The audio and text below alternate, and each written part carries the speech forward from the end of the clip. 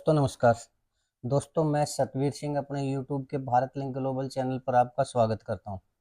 दोस्तों लगभग 2 ढाई महीने पहले की बात है, तो मैं कुछ मीडिया रिपोर्ट्स देख रहा था, तो एक चैनल के ऊपर एक न्यूज़ चल रही थी 2-3 दिन से आके हरियाणा में तहलका। और हरियाणा में ये आदमी बनाने जा रहे हैं अपनी नई पार्टी, और अगर इन्होंने पार्टी बना ली तो बाकी की राजनीतिक पार्टियां खत्म, और अभी इन्हीं का जलवा होगा, इन्हीं का सब कुछ होगा। तो दोस्तों मैंने वो देखा, वो जिनके बारे में कह रहे थे, तो मैंने उस चीज़ को इग्नोर कर दिया, क्योंकि मैं जानता हूँ कि उस आदमी के अंदर इतनी कैपेबिलिटी नहीं है कि वो अपनी पार्टी बना के न और बड़ी पार्टी को, बीजेपी को और इनको टक्कर दे सके। खैर दोस्तों, तो फिर एक दिन की रिपोर्ट मैंने देखी, तो उसमें ये कह रहे थे कि आज कुरुक्षेत्र में तहलका उसी आदमी के बारे में, और कुरुक्षेत्र में हजारों हजार आदमियों की भीड़ उमड़ पड़ी। तो दोस्तों इस चीज़ की थोड़ा है वो देखने मेरी भी उत्सुकता हुई, तो ये देखने के लिए मैंने कुरुक्षेत्र की उसी धर्मशाला में फ़ोन मिला लिया जहाँ उन्होंने बताया था कि यहाँ कल उन्होंने रैली की। तो मैंने उनसे पूछा कि क्या ये नेताजी का नाम लेके क्या इनकी रैली हुई थी? बोले जी रैली तो नहीं, कार्यकर्ता सम्मेलन कह सकते हैं कि कुछ कार्यकर्ता आए हुए थे। मैं कितनी की भीड़ होगी?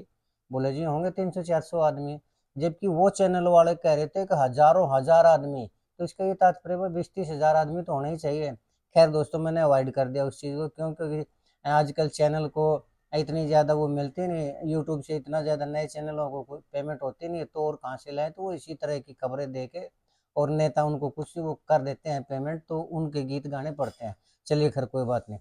अ, लेकिन दोस्तों अब कुछ 3-4 दिन पहले ये जो दक्षिण हरियाणा का मामला चल रहा है ना, तो मैंने गुड़गांव के का चैनल देखा है। तो एक लड़का उसमें बोल रहा था कि दक्षिणी हरियाणा में नई पार्टी का आगाज, और नई पार्टी बनने जा रही है, और ये नई पार्टी बन गई तो क्या होगा राव इंद्रजीत का, क्या होगा उनका, और क्या होगा उनका। मैं हैरान रह गया कि इस आदमी का दक्षिण हरियाणा में क्या संबंध है कि ये दक्षिण हरियाणा में जाके पार्टी। लेकिन ऐसा माहौल बनाया जा रहा है कि पूरे हरियाणा के अंदर नई पार्टी का वजूद, ये सोचो बस हो ही गया है, और जैसे वो पार्टी बनेगी बाकी जितनी पार्टी है वो खत्म हो जाएंगी। और दक्षिण हरियाणा में राव इंद्रजीत जी हैं, नरबीर या कोई और है, वो तो मतलब मैदान छोड़ के चले जाएंगे। दिखाने का तात्पर्य ये था। तो दोस्तों मैं आज उसी आदमी के बारे में और उसी पार्टी का जो भविष्य है, या बनेगी या नहीं बनेगी, उसके बारे में थोड़ा चर्चा करना चाहूँगा। दोस्तों ये आदमी है रणजीत चौटाला जी। रणजीत चौटाला जी चौधरी देवीलाल जी के लड़के हैं, दूसरे नंबर के लड़के हैं। और ये जब 1987 में बने थे ये विधायक, और उसके बाद शायद राज्यसभा के सदस्य थे या विधायक बने थे। जो भी था, कहने का मतलब ये है कि चौधरी देवीलाल जी के लड़के, और उस टाइम इनकी काफ़ी चलाया करते। और चौधरी देवीलाल जी का जो राजकाज का काम था वो यही देखा करते। लेकिन जब वो चौधरी देवीलाल उप प्रधानमंत्री बनने के लिए उन्होंने तैयारी की, तो इन्होंने पूरी तैयारी कर ली थी कि मुख्यमंत्री तो मैं ही बनूंगा, और जितने विधायक थे, जितने और कार्यकर्ता थे, उनको सम्राट होटल में मीटिंग कर कर सबको एक एक सीएम की शपथ की इन्होंने तैयारी कर ली थी। लेकिन पता नहीं क्यों चौधरी देवीलाल जी को इनके ऊपर कभी भरोसा ही नहीं रहा, और हमेशा ही वो इनको कुटिल और जटिल आदमी माना करते। तो जो ओम प्रकाश चौटाला जी को उन्होंने सीएम बना दिया देवीलाल ने, और इनको नहीं बनाया। खैर दोस्तों चलते रहे, उसके बाद फिर इनका जो ओम प्रकाश चौटाला जी से टकराव उत्तराधिकारी के ऊपर होता रहा, मामला चलता रहा। लेकिन दोस्तों 32 साल में इन्होंने हर बार चुनाव लड़ा, लेकिन ये कभी चुनाव नहीं जीते, और ये सिरसा से आगे कभी बढ़ नहीं पाए। सिरसा में भी एक ही सीट से आगे नहीं बढ़ पाई है कभी। 2019 में ये जीते उम्मीदवार, आजाद उम्मीदवार के तौर पर, यानी अपनी जिन्होंने काबिलियत दिखाई थी वो 2019 में दिखाई थी, उसमें ये आजाद उम्मीदवार के रूप में जीते।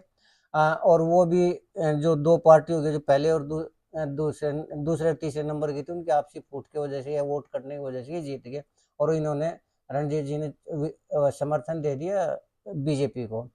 और बीजेपी को समर्थन देने से फिर लोग इनसे और नाराज हो गए, लेकिन 2024 में इन्होंने बीजेपी ज्वाइन कर ली। तो बीजेपी ने इनको फिर टिकट दिया, हिसार लोकसभा से ये उसको भी हार गए। तो फिर इन्होंने आजाद उम्मीदवार के रूप में चुनाव लड़ने की सोची, तो बीजेपी ने इनको 6 साल से पार्टी से निकाल दिया, और उस आजाद उम्मीदवार के रूप में भी ये हार गए। तो कहने का मतलब ये है कि ये सिर्फ लाइफ में 2 ही बार चुनाव जीते हैं, और कभी भी ये रानिया सीट से आगे, या फिर डिस्ट्रिक्ट की भी कहो तो सिरसा से आगे निकल ही नहीं पाए। और अब उनके बारे में ये कहा जा रहा है कि वो पार्टी का निर्माण करने जा रहे हैं, और जैसे ही वो पार्टी का निर्माण करेंगे तहलका मच जाएगा। तो दोस्तों मुझे ऐसा लग रहा है कि किसी भी तरह का कोई भी तहलका नहीं मचने वाला, बल्कि मैं इस चीज़ के पीछे जहाँ तक थोड़ा हाँ सोचता हूँ, तो मुझे ऐसा लगता है कि ये बीजेपी का रोल है इसके पीछे, बीजेपी का हाथ है। हालांकि बीजेपी को ने 6 साल के लिए इनको निकाल रखा है, लेकिन ये निकालना और सस्पेंशन कैंसिल करना और ये तो चुटकी बजाने का काम है। तो मैं क्यों कह रहा हूँ कि बीजेपी का इसमें हाथ है, तो उसमें इसलिए कह रहा हूँ कि अब जो देवीलाल परिवार के उसमें एक्टिव दो ही हैं, एक तो जेजेपी और एक इनेलो। और इनेलो का ग्राफ थोड़ा मुझे ऐसा लग रहा है कि वो बढ़ता जा रहा है थोड़ा उसके मुकाबले में, जेजेपी के मुकाबले में। हालांकि दिग्विजय चौटाला जी वो प्रयास करने लग रहे हैं और भी वो अपनी पार्टी को पुनर्जीवित करने लग रहे हैं, तो लेकिन मुझे ऐसा इतना ज्यादा नहीं लगता कि 2029 के चुनाव में वो जेजेपी कोई सफलता हासिल कर लेगी। हालांकि भविष्य के बारे में कहा कुछ भी नहीं जाता, लेकिन खैर। तो मुझे ऐसा लगता है कि बीजेपी की ये सोच है कि जो कांग्रेस है, कांग्रेस के भूपेंद्र हुड्डा जी, जो भूपेंद्र हुड्डा जी के ऊपर एलिगेशन लग रहे हैं, मैं कह रहा हूँ कि अब उनके ऊपर जनता विश्वास करने लग रही है, पता नहीं क्यों। तो अगर ऐसा है तो जो भूपेंद्र सिंह हुड्डा, जैसे कि अभय सिंह चौटाला जी ने आरोप लगाया था, वो तो बीजेपी की मुट्ठी में है ही है, उनको तो चाहे जैसे मोल्ड कर लेंगे। अब ये बात आती है कि अगर इनका ग्राफ बढ़ता है जेजेपी का या इनोला का, तो उससे कैसे काटा जाए। तो उसके हिसाब से, मेरे हिसाब से बीजेपी ने यही सोचा कि इन्हीं के परिवार के किसी आदमी को अगर आगे कर दिया जाए और उनको सपोर्ट किया जाए, तो शायद जो इनके परिवार को यानी इनेलो को और जेजेपी को मिलने वाले वोट है ना, वो बढ़ जाएंगे। यही मेरे को लग रहा है कि सिर्फ यही चाल है। अन्यथा अगर रणजीत जी की बात की जाए, तो रणजीत जी के अंदर मुझे नहीं लगता कि सिरसा सीट से आगे अगर वो कोई उम्मीदवार उतारेंगे तो उसमें 10 वोट भी मिल जाएंगे। मैं दोस्तों दो पार्टियों का और जिक्र करना चाहूंगा। एक तो विनोद शर्मा जी हुआ करते, वो भूपेंद्र हुड्डा के बहुत ही बढ़िया दोस्त हुआ करते हैं। और वो किसी बात के ऊपर उनके साथ गड़बड़ हो गई, तो उन्होंने अलग पार्टी बना ली। नाराजगी होगी तो उनकी पार्टी का नाम था जन चेतना पार्टी। तो उन जन चेतना पार्टी में उन्होंने पूरा जोर लगा दिया, और वो आर्थिक रूप से बहुत ज्यादा संपन्न आदमी है रणजीत चौटाला जी की बजाय। होटल वगैरह भी हैं, जब भी कोई भूपेंद्र सिंह हुड्डा जाया करते तो उन्हीं के होटल में मीटिंग किया करते, सब बहुत क्लोज आदमी थे। तो उन्होंने जन चेतना पार्टी बना ली 2014 में। लेकिन 2014 के बाद आज तक हरियाणा में मुझे ऐसा लगता है कि लोग उस जन चेतना पार्टी का नाम ही भूल चुके हैं। उसका कोई विधायक एमपी या वो तो दूर की बात, हालांकि उनके जो लड़के हैं कार्तिकेय शर्मा, वो जरूर राज्यसभा के सदस्य बने थे। लेकिन खैर कोई बात नहीं, कहने का मतलब ये कि उन्होंने पार्टी लॉन्च की, पूरा प्रयास किया, लेकिन पार्टी होगी फ्लॉप। 2014 में दोस्तों एक पार्टी और बनी थी, वो गोपाल कांडा जी हुआ करते। तो गोपाल कांडा जी ने भूपेंद्र हुड्डा से नाराज होकर ने उनकी कुछ ख्वाहिशें ज्यादा थी, अलग पार्टी बना ली जिसका नाम था हरियाणा लोकहित पार्टी। उन्होंने अगले विधानसभा के चुनाव में 90 की 90 सीटों के ऊपर अपने उम्मीदवार उतारे, लेकिन एक भी आदमी की जमानत तक नहीं बची। तो अब ये सोचिए कि ये जो, और गोपाल कांडा पैसों के मामले में तो वो ये कहते हैं कि किंग है, उन्होंने इतना कुछ कमाया कि उनके तो हवाई जहाज तक चल रहे थे। जो इतने साधन संपन्न आदमी है वो हरियाणा में सक्सेस नहीं हो पाए।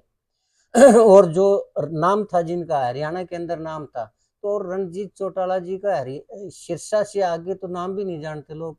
और बात कर रहे हैं दक्षिण हरियाणा की, दक्षिणी हरियाणा में राव नर ये राव इंद्रजीत जी ये घबरा चुके हैं, ये कर चुके हैं। तो ये बेसिर पैर के जो वीडियो या ये बना, और कई वीडियो तो ऐसे जिनको लोग देखते हैं और वो वीडियो बनाते हैं, तो मैं समझ नहीं पाता कि कैसे वीडियो बना लेते हैं, और कैसे इतना के जो बेभाव की बात होती है उसको इतना उछाला जाता है, इतना किया जाता है।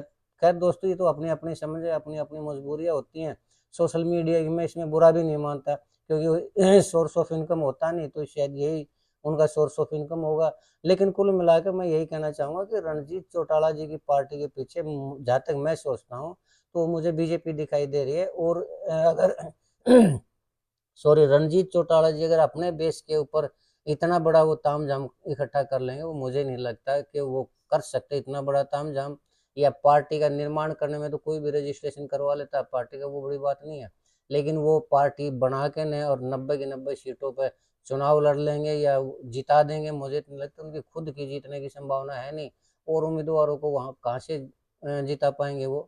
तो दक्षिण हरियाणा तो छोड़, वो उत्तर हरियाणा में मुझे नहीं लगता कि उनकी पार्टी को कोई सफलता मिलेगी। तो आज के लिए इतना ही था दोस्तों, इतना ही कहना चाह रहा था मैं। थोड़ी विवेचना उस पार्टी के बारे में जो आजकल चर्चा में है, कि भविष्य में ये होने जा रहा है, वो होने जा रहा है। ऐसा कुछ भी नहीं होने जा रहा है दोस्तों, मुझे ऐसा लगता है। मुझे नहीं पता ऐसा होगा कि नहीं होगा, लेकिन मुझे ऐसा लगता है कि ऐसा कुछ भी नहीं होने जा रहा है। अगर थोड़ा बहुत प्रयास किया जाएगा तो उसके पीछे बीजेपी का ही हाथ मुझे लग रहा है। और उसका भी मकसद एक ही है कि जो ओम प्रकाश चौटाला जी का जो परिवार है उसके वोटों को काटा जाए, बस, और कुछ नहीं दोस्तों। आज के लिए इतना ही। मुझे उम्मीद है कि आपको मेरी ये विवेचना पसंद आई होगी। अगर आपको लगता है कि मैं ठीक कर रहा हूँ तो आप मेरे से वीडियो को लाइक करें, शेयर करें और कमेंट ज़रूर करें दोस्तों। अगर आपको लगता है कि मेरी विवेचना गलत है तो भी कमेंट करें, ताकि मैं अपने आप को करेक्ट कर सकूँ।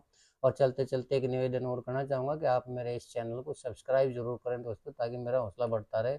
आपने मेरा ये वीडियो देखा, इसके लिए आपका बहुत बहुत धन्यवाद। नमस्कार, जय हिंद, जय भारत।